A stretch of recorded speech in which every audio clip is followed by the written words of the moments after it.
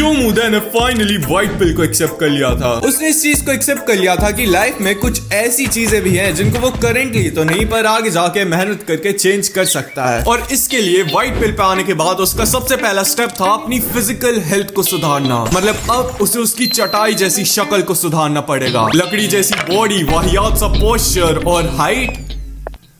अरे ये चोमुदा कहाँ गया?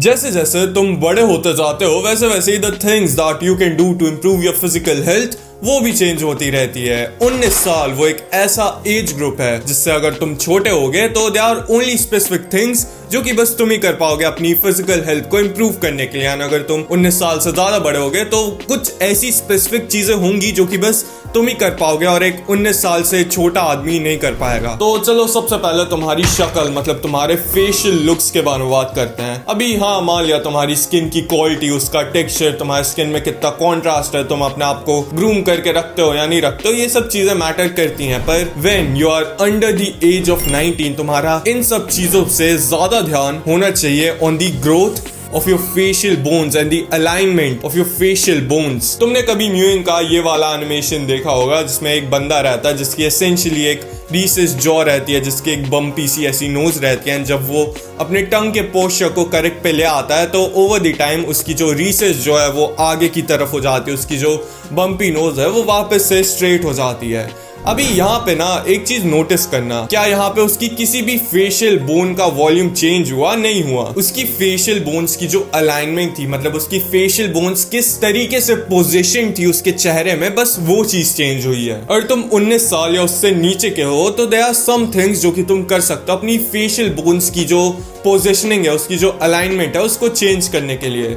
सबसे पहला आता है बाय करेक्टिंग योर पोस्चर। अगर तुम अपनी बॉडी का पूरा पोस्चर करेक्ट कर लोगे तो तुम्हारी जो नेक है, तुम्हारी जो गर्दन है, उसको एक स्ट्रॉन्ग बेस मिल जाएगा। जब तुम अपनी गर्दन की पोजीशन को अच्छी कर लोगे, जब तुम अपनी नेक की पोजीशन को अच्छी कर लोगे तो तुम्हारे फेस को, तुम्हारी फेशियल बोन्स को एक स्ट्रॉन्ग बेस मिल पाएगा और वो अच्छे से ग्रो हो पाएंगी और वो अच्छे से अलाइंड हो जाएंगी। एग्जाम्पल के लिए अगर मैं तुम्हें समझाऊं तो तुम्हारी ये जो लोअर जॉ है ना, उसके जस्ट बीच में एक बोन होती है जिसको कि हायोइड बोन बोलते हैं। तुमने कभी ये चीज नोटिस करी होगी कि कुछ लोग होते हैं जो कि स्किनी होते हैं, बट स्किनी होने के बाद भी उनकी ये जो लोअर जॉ वाला जो एरिया होता है वो लटक रहा होता है। एंड चलो स्किनी भी नहीं, अगर कोई हेल्दी बंदा, अगर कोई मोटा बंदा भी है तो उनमें से कुछ लोग ऐसे होते हैं जिनकी बॉडी के प्रोपोर्शन के हिसाब से उनका ये जो लोअर जॉ वाला एरिया है वो कुछ ज्यादा ही भरा हुआ होता है, वो कुछ ज्यादा ही मोटा मोटा सा दिखता है। तो ऐसा क्यों होता है? उनकी लोअर जॉ इतनी ज्यादा इसलिए लटकी होती है क्योंकि उनकी हायोइड बोन की जो अलाइनमेंट है वो सही नहीं होती। अगर उनकी हायोइड बोन की अलाइनमेंट सही हो जाएगी तो उनकी लोअर जॉ वापस से चपटी हो जाएगी और वो बहुत ही ज्यादा अच्छे दिखने लगेंगे। नाउ द थिंग इज कि तुम अपनी हायोइड बोन की अलाइनमेंट को सही कैसे कर सकते हो? The best way to correct your hyoid bone की अलाइनमेंट, तुम्हें सबसे पहले अपनी नेक के पोस्चर को करेक्ट करना पड़ेगा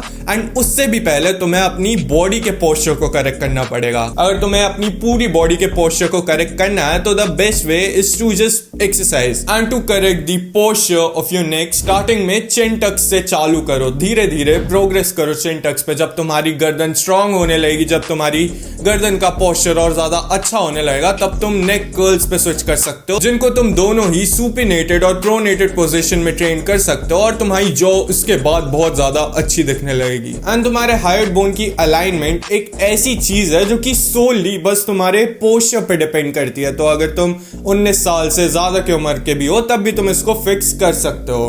पर कुछ ऐसी चीजें भी हैं जो कि सोली बस तुम्हारे जेनेटिक्स पे डिपेंड करती हैं। एग्जाम्पल के लिए the shape of your eyes, तुम जितना भी ये चीज करोगे, तुम जितना भी अपने आंखों में कुछ भी मारोगे, कुछ भी धरोगे, उससे तुम्हारी आंखों का जो शेप है वो चेंज नहीं हो सकता, क्योंकि ये कंप्लीटली डिपेंड करता है तुम्हारे आंख के पास के एरिया की बोन्स कैसी हैं। 10वीं क्लास में तुमने एक हेरिडिटी नाम का चैप्टर तो जरूर पढ़ा होगा, जिसमें तुमने पढ़ा होगा कि तुम्हें तुम्हारी मम्मी से कुछ डोमिनेंट जीन्स एंड तुम्हें तुम्हारे पापा से कुछ डोमिनेंट जीन्स मिलते हैं। मान लो तुम्हारे पापा की हाइट ज्यादा लंबी है तो तुम्हें तुम्हारे पापा की लंबी हाइट वाला डोमिनेंट जीन मिल गया। तुम्हारे मम्मी का फेस बहुत ज्यादा अच्छा है या फिर उनकी जॉ का स्ट्रक्चर बहुत ज्यादा अच्छा है तो तुम्हें तुम्हारी मम्मी की मैग्जिला और मैंडिबल वाली बोन्स की जीन्स मिल गई। जो जीन्स तुम्हें अपने मम्मी और पापा से मिलते हैं वो होता है तुम्हारा जेनेटिक पोटेंशियल, एंड तुम इसी जेनेटिक पोटेंशियल के साथ बचपन से ही इसके पैरेलल में चलते रहते हो। एंड कुछ ऐसे फैक्टर्स हैं, कुछ ऐसी चीजें हैं जिनको अगर तुम अवॉइड करोगे, जिनको अगर तुम अच्छे से नहीं करोगे तो मान लो तुम्हारा जेनेटिक पोटेंशियल तो फिर यहीं पे रहेगा, पर तुम इसके पैरेलल पे चलने की जगह इससे नीचे जाते जाओगे और नीचे चले जाते जाओगे और बाद में फिर वंडर करते रह जाओगे कि क्यों तुम्हारे पापा के पास एक चीज ऐसी अच्छी है जो कि तुम्हारे पास नहीं है, क्यों तुम्हारी मम्मी के पास एक चीज ऐसी अच्छी है जो कि तुम्हारे पास नहीं है। तो क्या है वो चीजें जिनकी मदद से तुम अपने जेनेटिक पोटेंशियल के पैरेलल चल सकते हो? सबसे पहला आता है तुम्हारा न्यूट्रिशन, जैसे कि मेन चीजें जैसे तुम्हारा प्रोटीन हो गया, तुम्हारे एसेंशियल विटामिन हो गए जैसे कि डी हो गया, K2 हो गया या फिर ओमेगा 3 हो गया। मतलब ऐसी चीजें जो कि हेल्प करेंगी तुम्हारी फेशियल बोन्स को, तुम्हारे बॉडी के फ्रेम को, तुम्हारी हाइट को और ज्यादा ग्रो करने में, जिससे तुम अपने जेनेटिक पोटेंशियल को रीच कर पाओगे। दूसरा आता है तुम्हारी स्लीप और एक्सरसाइजिंग। नाउ ये चीज़ें बहुत ही ज़्यादा बेसिक हैं, मुझे तुम्हें इनके बारे में उतनी ज़्यादा बताने की ज़रूरत नहीं है, तुम्हें ऑलरेडी इनके बारे में पता होगा। तुम एक्सरसाइज क्यों करते हो? क्योंकि एक्सरसाइज करने के बाद तुम्हारे बॉडी में वो हार्मोन्स रिलीज होते हैं जिससे तुम्हारी बोन्स की ग्रोथ होती है। एंड ये बोन्स की ग्रोथ तुम्हारी बॉडी में कब होगी, ये हार्मोन्स तुम्हारी बॉडी में कब रिलीज होंगे? जब तुम रात को 6 से 8 घंटे की एक अच्छी नींद लोगे, आइडियली रात के 11 बजे से लेके सुबह के 7 बजे तक। और तीसरी आती है तुम्हारी मायोफंक्शनल हैबिट्स, मतलब की चीजें जैसे कि तुम जिस तरीके से सांस ले रहे हो, क्या तुम अपने नाक से सांस ले रहे हो, क्या तुम अपने मुंह से सांस ले रहे हो? अगर तुम अपने नाक से सांस ले रहे हो तो वेल एंड गुड, पर अगर तुम अपने मुंह से सांस ले रहे हो तो तुम्हारी जो जॉ है वो पीछे रिसेस होती जाएगी। क्या तुम अपने खाने को अच्छे से च्यू करते हो या नहीं करते हो? क्या तुम अपने खाने को अच्छे से सॉलो करते हो या नहीं करते हो? क्या तुम्हारे बॉडी का पोस्चर अच्छा है या नहीं है? अभी तुम्हें अपनी मायोफंक्शनल हैबिट्स को अच्छा करने पे ध्यान देना भी क्यों चाहिए? क्योंकि देखो, अगर तुम अपने मुंह की जगह अपने नाक से सांस लोगे तो तुम्हारी जॉ पीछे की तरफ नहीं जाएगी, वो रिसेस नहीं होगी। अगर तुम अपने खाने को अच्छे से च्यू करोगे तो तुम्हारे जॉ की जो मसल्स है वो अच्छे से एंगेज होगी। एंड क्या तुम अपने खाने को अपने गले से सॉलो करते हो या फिर अपने जीभ से सॉलो करते हो? अगर तुम अपने खाने को अपने गले से सॉलो करते हो तो तुम्हारी जो जीभ की जो स्ट्रेंथ है तुम उसको कमजोर करते जा रहे हो। इसलिए जो आइडियल च्यूइंग और सॉलिंग वाली प्रोसेस होती है वो कुछ ऐसी होनी चाहिए तुम्हारी कि तुम अपने खाने को तब तक च्यू कर रहे हो जब तक वो एक लिक्विड से, मतलब एक दलिए जैसे स्टेट में नहीं आ जाता। एंड देन तुम्हें अपने उसी च्यू करे हुए खाने को अपने जीभ के ऊपर लाना है, उसको अपने अपर पैलेट पे फोर्स करना है और उसको सॉलो करना है। अगर तुम अपने खाने को अपने गले की जगह अपने जीभ से सॉलो करना चालू कर दोगे तो इससे तुम्हारी जीभ की जो स्ट्रेंथ है, तुम्हारे टंग की जो स्ट्रेंथ है वो ज्यादा बढ़ जाएगी। एंड बिकॉज अब तुम्हारी टंग बहुत ज्यादा स्ट्रांग हो गई है तो अब ये हमेशा तुम्हारा जो अपर पैलेट है उससे टच होती रहेगी, जिसका बेसिक मतलब यही है कि तुम 24/7 म्यूइंग करते रहोगे। अभी तुम्हारा न्यूट्रिशन और तुम्हारी स्लीप और डाइट कुछ ऐसी चीजें हैं जिनके बारे में तुम ऑलरेडी अवेयर रहते हो। अगर तुम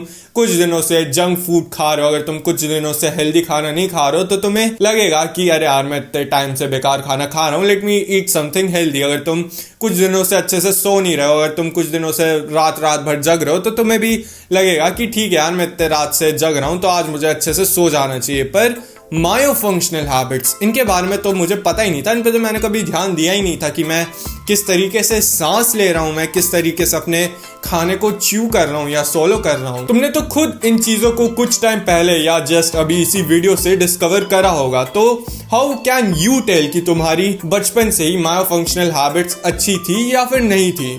just look at your teeth. अगर तुम्हारे दांत बिल्कुल भी क्रोकेड नहीं है, अगर वो एक दूसरे के ऊपर बिल्कुल एक परफेक्ट पजल पीस जैसे सेट हो जाते हैं तो कंग्रेचुलेशंस, तुम्हारी बचपन से ही मायोफंक्शनल हैबिट्स बहुत ही ज्यादा अच्छी थी। तो मैं तुम्हारे जो जेनेटिक पोटेंशियल को रीच करने का जो थर्ड पॉइंट था उस पे ऑलरेडी एक चेक मार्क लगा हुआ है। पर अगर तुम्हारे दांत क्रोकेड हैं, अगर वो आड़े टेढ़े हैं या फिर वो एक दूसरे के ऊपर बिल्कुल एक पजल पीस की तरह नहीं बैठते हैं तो इसका मतलब you had bad myofunctional habits growing up. और ये चीज तुम्हारे ऊपर तभी अप्लाई होती है जब तुम 13 या 14 या उससे ज्यादा साल के हो जाते हो। 13 या 14 साल से पहले तक तो तुम्हारे जस्ट दूध के दांत टूटने के बाद एडल्ट जो तुम्हारे दांत है वो अपने फाइनल पोजीशन पे आना चालू कर देते हैं। इसलिए अगर तुम 13 या 14 साल से छोटे हो तो हाँ, अपनी मायोफंक्शनल हैबिट्स को अच्छा रखना, पर अपने दांतों के बारे में उतना स्ट्रेस मत लो। Now why does it even matter? तुम्हारे दांतों की अलाइनमेंट इतनी ज्यादा मैटर करती भी क्यों है? क्योंकि ये डायरेक्टली तुम्हारी मायोफंक्शनल हैबिट्स को रिप्रेजेंट करता है। और तुम्हारी बाइट अच्छी है, इसका मतलब तुम्हारी मायोफंक्शनल हैबिट्स भी अच्छी हैं। पर लेट्स से तुम्हारी बचपन से ही मायोफंक्शनल हैबिट्स अच्छी नहीं है, तो तुम्हारे दांत इन 3 केसेस के अंदर आ सकता है। पहला, या तो तुम्हें क्राउडिंग होगी, मतलब तुम्हारे दांत बहुत ज्यादा आगे पीछे ऊपर नीचे हो गए होंगे। दूसरा, अगर तुम्हें क्लास 2 मैलोक्लूजन है, मतलब क्लास 2 वाली बाइट है, मतलब तुम्हारी जो अपर जॉ वाले दांत है वो तुम्हारी लोअर जॉ वाले दांत से थोड़े आगे को प्रोट्रूड करते हैं। एंड तीसरा, उसका जस्ट अपोजिट है, मतलब क्लास 3 बाइट, जिसको कि अंडर बाइट भी बोलते हैं, जिसमें तुम्हारे जो अपर जॉ वाले दांत हैं वो तुम्हारी लोअर जॉ वाले दांत से पीछे होते हैं। अगर तुम 13 से लेके 19 साल के बीच में हो और तुम्हारे दांत क्राउडेड हैं, तुम्हारे दांत आड़े टेढ़े हो गए हुए हैं, तुम्हें क्लास 2 या क्लास 3 बाइट है, तो प्लीज गेट ब्रेसेस। क्योंकि जितनी जल्दी तुम ब्रेसेस लगवाओगे उतनी जल्दी तुम्हारे दांतों की अलाइनमेंट सही होगी। एंड जैसे जैसे तुम्हारे दांतों की अलाइनमेंट सही होगी, अगर तुम्हारी अंडर प्रोजेक्टेड जो है, अगर तुम्हारी ओवर प्रोजेक्टेड जो है वो अपने आइडल पोजीशन पे आ जाएगी। तुम्हारे जितने भी ओवर क्राउडेड टीथ है, तुम्हारे जितने भी आड़े टेढ़े दांत उगे हुए हैं, वो अपनी आइडल पोजीशन में आ जाएंगे। एंड जब तुम्हारे दांत एक दूसरे के ऊपर ऐसे पजल पीस की तरह बैठना चालू कर देंगे, तब तुम्हारी मायोफंक्शनल हैबिट्स भी अच्छी हो जाएंगी, क्योंकि अब तुम्हारे पास एक अच्छा बेस आ जाएगा। The younger you are the better braces will work for you. अगर एक 13 साल का बच्चा और एक 17 साल का बच्चा ब्रेसेस लगवा रहा है, तो ऑफ कोर्स जो 13 साल का बच्चा है उसको ब्रेसेस के ज्यादा फायदे मिलेंगे इन कंपेरिजन टू द बच्चा जो कि 17 साल का है। क्योंकि तुम्हारी बोन की जो डेवलपमेंट है वो धीरे धीरे स्लो डाउन होती रहती है एज यू ग्रो अप। पर मैं तो यही रेकमेंड करूंगा, अगर तुम 19 साल या उससे नीचे के हो तो please still get braces. And even if अगर तुम 19 साल से ज्यादा की उम्र में हो, स्टिल तुम्हें ब्रेसेस को लगवाना चाहिए। क्योंकि हाँ, अभी भले ये तुम्हें बोन की डेवलपमेंट में बिल्कुल भी हेल्प नहीं करेगा, बट स्टिल ये तुम्हारे लुक्स को बाद में जाके बेकार होने से बचाएगा। ये तुम्हारे बाद में जाके जो लुक्स बेकार हो जाएंगे तुम्हारी बैड मायोफंक्शनल हैबिट्स की वजह से, उसको प्रिवेंट करेगा। एंड अगर तुम प्लान कर रहे हो फ्यूचर में ब्रेसेस लगवाने का, तो एक चीज ध्यान में रखना, अपना टूथ एक्सट्रैक्शन, मतलब अपने दांतों को कभी भी मत निकलवाना। और ये बहुत ही ज़्यादा एक्सट्रीम केस है, अगर तुम्हें कुछ ज़्यादा ही ओवर बाइट निकली हुई है, अगर तुम्हें कुछ ज़्यादा ही अंडर बाइट निकली हुई है, तो श्योर इन केसेस में तुम ज़्यादा से ज़्यादा 2 दांतों को निकलवा सकते हो। पर इसके अलावा डू नॉट गेट एक्सट्रैक्शंस, क्योंकि ये मेन प्रॉब्लम नहीं है तुम्हारे दांतों की, तुम्हारी बाइट की, एसिमेट्री की, तुम्हारे दांतों की क्राउडिंग की। द मेन प्रॉब्लम इज कि तुम्हारी जो अपर जॉ है या तुम्हारी लोअर जॉ है, जिनके दांत अच्छे नहीं है, वो छोटी है। तो इसका एक ही सोल्यूशन है, and that is getting a palatal expander, जो कि तुम्हारी जॉ को वाइड कर देगा। अगर तुम्हारी अपर या लोअर जॉ छोटी है एंड तुम 16 साल या उससे नीचे के हो, तो तुम एक पैलेटल एक्सपैंडर लगा सकते हो अपने डेंटिस्ट से कह के। और अगर तुम 16 साल से बड़े हो चुके हो, तो ये चीज तुम अपने डेंटिस्ट से कंसल्ट कर सकते हो, या फिर अपने ऑर्थोडोंटिस्ट से कंसल्ट कर सकते हो कि तुम्हें अभी भी एक पैलेटल एक्सपैंडर लगेगा या नहीं, या फिर तुम्हें एक सर्जिकल प्रोसीजर कराना पड़ेगा। नाउ इसका कोई भी नेचुरल ऑल्टरनेटिव नहीं है क्या? क्या मुझे अपने दांतों को फिक्स करने के लिए बस ब्रेसेस ही लगवाने पड़ेंगे? हाँ, पर उदय भाई, मैंने तो एक लड़के को देखा है जिसने अपने मुंह में उंगली डालने के बाद अपने अपर पैलेट को बड़ा कर लिया, जिसने अपनी चीक बोन्स को वाइड कर लिया, जिसने अपने क्रुकेड दांतों को फिक्स कर लिया, जिसने अपनी ओवर बाइट को फिक्स कर लिया। पहली बात तो just don't do thumb pulling, just don't. क्योंकि अगर तुम्हारे दांतों में थोड़ी सी भी एसिमेट्री है, अगर तुम्हारे दांत थोड़े से भी मिस अलाइंड है, तो क्या होगा? तुम्हारे दांत बैठते हैं तुम्हारे गम्स पे। एंड थंब पुलिंग में क्या होता है, उसमें तुम अपने दोनों अंगूठों से अपने अपर पैलेट पे आउटवर्ड्स फोर्स लगाते हो। अभी बिकॉज तुम्हारे दांत एसिमेट्रिक हैं, तो तुम्हारे गम्स जो कि तुम्हारे दांतों को होल्ड करती है, वो भी एसिमेट्रिक होंगे। एंड ऐसा तो है नहीं, जब तुम अपने थंब से अपने पैलेट पे आउटवर्ड फोर्स लगा रहे होगे, तो तुम्हारी गम्स तुम्हारे अंगूठे से टच मच नहीं होंगे, एंड बिकॉज तुम्हारे दांत एसिमेट्रिक हैं, जो प्रेशर तुम अपने थंब से अपने अपर पैलेट पे लगाओगे वो भी अनइवन होगा। इसका मतलब ये है कि तुम अपने दोनों अंगूठे से अपने अपर पैलेट पे अनइवन फोर्स लगा रहे होगे, और अनइवन फोर्स का मतलब ये है कि फ्यूचर में जाके तुम्हारे चेहरे का एक साइड ऐसा दिखेगा और दूसरा साइड कुछ ऐसा। अनइवन इफ अगर तुम्हारे पास सिमेट्रिकल दांत हैं, तुम सोच रहे हो कि चलो मैं थंब पुलिंग कर लेता हूं जिससे मेरे चीक बोन्स वाइड हो जाएंगे, जिससे मुझे और ज्यादा फॉरवर्ड ग्रोथ मिल जाएगी, तो ठीक है कर लो अगर तुम्हें अपना टाइम वेस्ट करना इतना अच्छा लगता है। तो ये जो तुम अपने पेरेंट्स से इतना रोते रहते हो ना कि मम्मी मुझे एक नया फोन दिला दो, या पापा पढ़ाई वास्ते RTX 5060 वाला PC चाहिए ऑनलाइन, इसके अलावा cry to them for braces, and trust me ये तुम्हारी लाइफ का one of the best decision हो सकता है। और अगर तुम ब्रेसेस को अफोर्ड नहीं कर सकते, अगर तुम 15 से 20 हजार नहीं लगा सकते अपने दांतों को सुधरवाने के लिए, तो कोई बात नहीं, क्योंकि ये सब जो मैं तुम्हें बता रहा हूं वो आता है व्हाइट पिल के अंदर।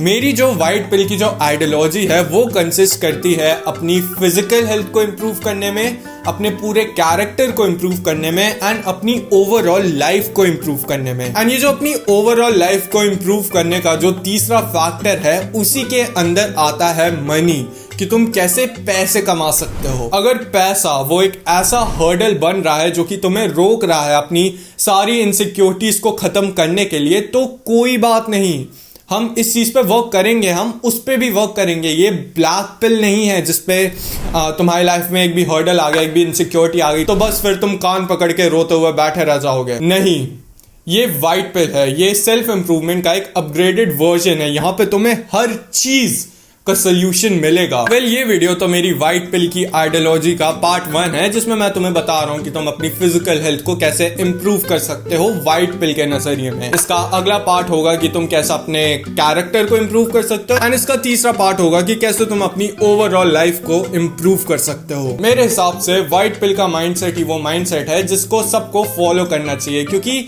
ये तुम्हारी लाइफ की हर एक प्रॉब्लम को फिक्स करने की कोशिश करता है। अगर तुम अपनी लाइफ को एक्चुअली में इंप्रूव करना चाहते हो तो गेट ऑन व्हाइट पिल। अगर तुम्हें व्हाइट पिल के बारे में और जानना है तो तुम इसकी मेरी इंट्रोडक्शन वाली वीडियो देख सकते हो, एंड इसके बाद जो मैं 2 व्हाइट पिल की वीडियोस के पार्ट्स निकालूंगा उनको भी देख लेना। खैर टॉपिक से ज्यादा ना भटकते हुए, तुम्हारे जेनेटिक्स के अलावा तुम्हारा जो पोस्चर है, तुम्हारी बाकी जो एक्सटर्नल चीजें है, जैसे कि तुम अपने आप को ग्रूम कैसे करके रखते हो, तुम्हारी हेयर स्टाइल कैसी है, तुम अच्छे से स्किन केयर करते हो या नहीं, तुम अच्छा न्यूट्रिशन लेते हो या नहीं, इन सब चीजों के बारे में तो तुम्हें शायद से मेरे से ज्यादा नॉलेज होगी। बाकी जो चीजें मुझे तुम्हें बतानी थी वो मैंने तुम्हें ऑलरेडी बता दिया कि कैसे तुम अपनी फेशियल बोन्स की अलाइनमेंट को सही कर सकते हो, कैसे तुम अपनी फेशियल बोन्स की ग्रोथ को बूस्ट कर सकते हो।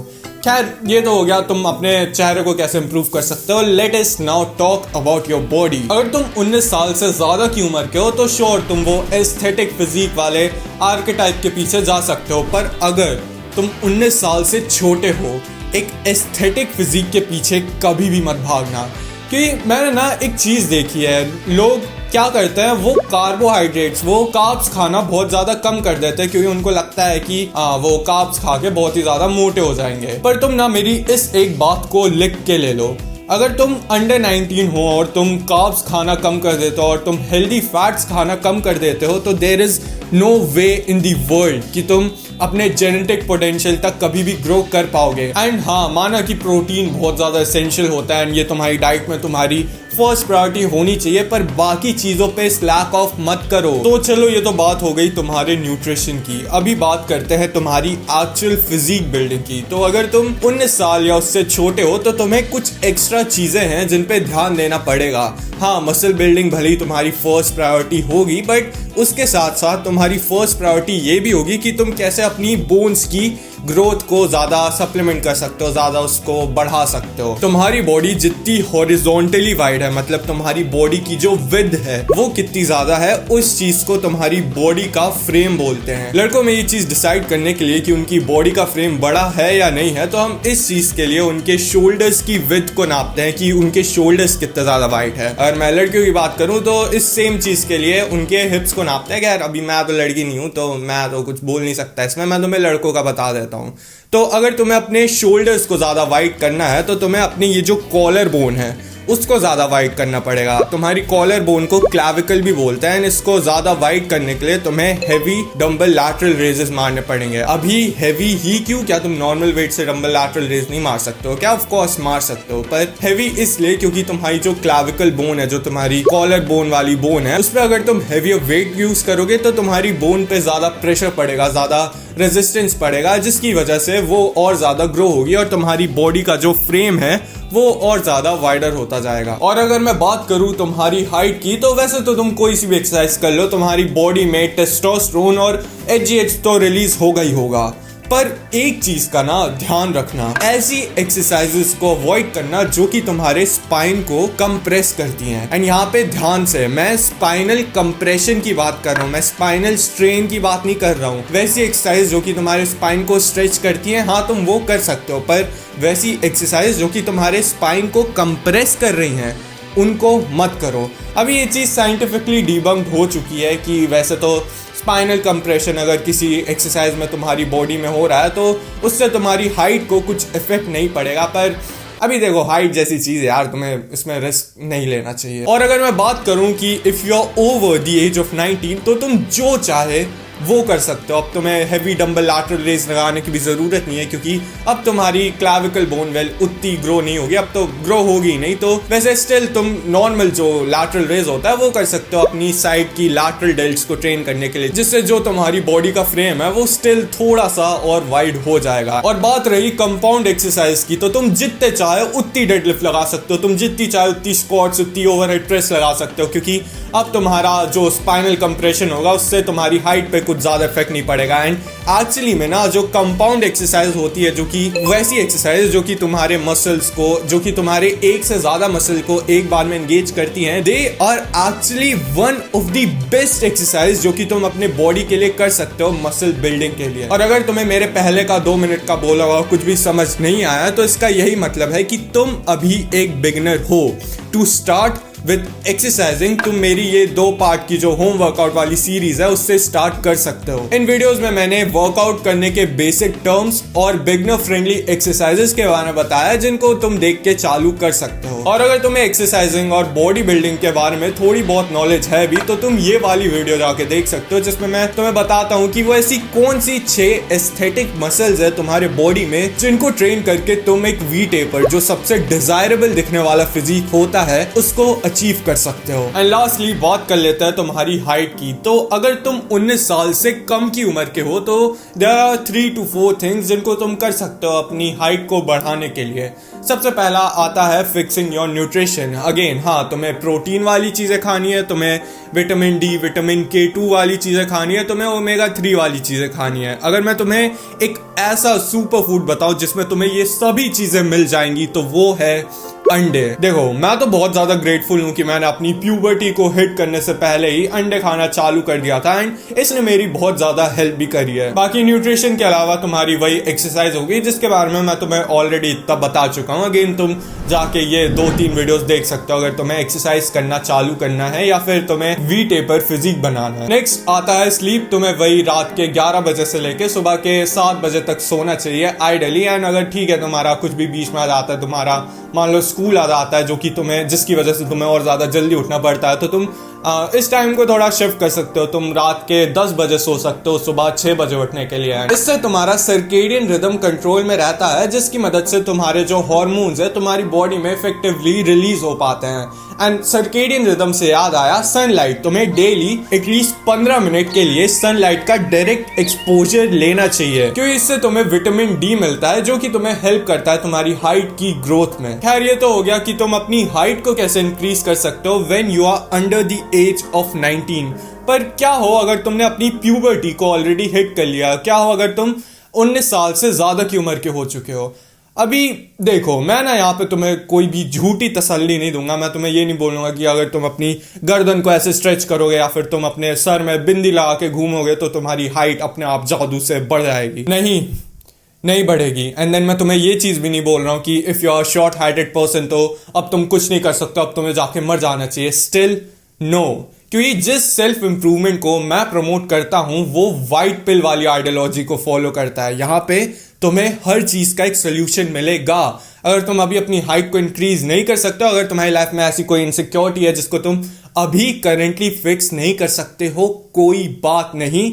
इंस्टेड इस पे फोकस करने की जगह पैसे कमाने पे फोकस करो। क्योंकि जब तुम इंडियन सोसाइटी के हिसाब से जो टॉप पे, जो सोशल हायरार्की पे जो चीज होती है, जो कि पैसा होता है, स्टेटस होता है, जब तुम उसको अचीव कर लोगे तो उससे नीचे जो चीजें है, जैसे लुक्स जैसी चीजें हो गई, हाइट जैसी चीजें होंगी, वो सब ना तुम्हारे लिए उतनी ज्यादा मैटर करेंगी भी नहीं। बेसिकली पैसे कमाने के बाद अब तुम्हारे लाइफ में दो ऑप्शंस आ जाएंगे। पहला कि अब तो ठीक है, अब तुम्हारे लिए हाइट जैसी चीज मैटर करती नहीं है, क्योंकि अब तुम्हारे पास उससे एक ज्यादा बढ़ के जो चीज है, जो कि सोशल हायरार्की में ज्यादा मैटर करती है, वो आ गई है।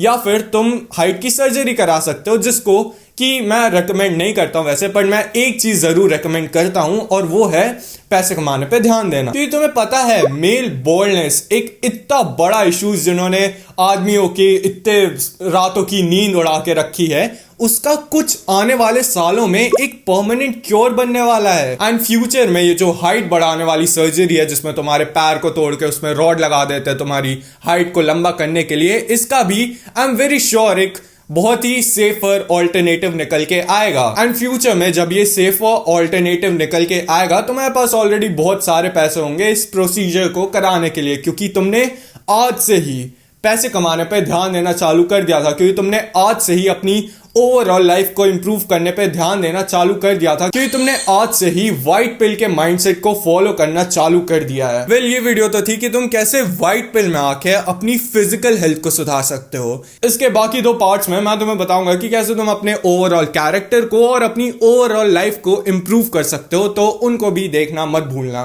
बाकी इतना था आज की इस वाली वीडियो के लिए।